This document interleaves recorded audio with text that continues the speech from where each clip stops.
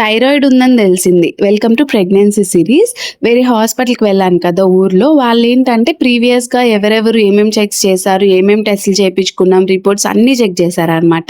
Check చేస్తే thyroid level 3 ఉండాల్సింది 3.08 or something ఉంది. అది సెకండ్ ట్రైమిస్టర్‌కి వచ్చేటప్పటికి ఎక్కువైపోతది. So, we need thyroid medication అని అన్నారనమాట. నాకు చాలా భయమేసింది. ఏవేవో వెతికాను, ఎవరెవరినో అడిగాను. అమ్మో! థైరాయిడ్ ఉంటే రోజు రెగ్యులర్‌గా టాబ్లెట్స్ ఏసుకోవాలి, లైఫ్ లాంగ్ ఏసుకోవాలి, అది తగ్గదు, లావైపోతాము, లేదంటే నెక్ థైరాయిడ్ ఇట్లా ఏవేవో వస్తాయి కదా! నాకు చాలా భయమేసిందనమాట హెల్త్ ఇష్యూస్ వస్తాయని చెప్పి. కానీ అదంతా నిజం కాదు. ఇప్పటిదాకా మన బాడీ ఒక్కళ్ళ కోసం పనిచేసింది గదా! ఇప్పుడు ఇద్దరి కోసం పనిచేస్తది కాబట్టి మనం అన్ని డోస్ పెంచి తీసుకోవాలనమాట. సో దట్ బేబీ హెల్తీగా ఉంటారు, మనము హెల్తీగా ఉంటాం. సో, థైరాయిడ్ ప్రెగ్నెన్సీలో వస్తే అది ప్రెగ్నెన్సీ తర్వాత తగ్గిపోతుంది మోస్ట్‌లీ జనరల్‌గా. అందుకని నేను తర్వాత రిలాక్స్ అయ్యాననమాట.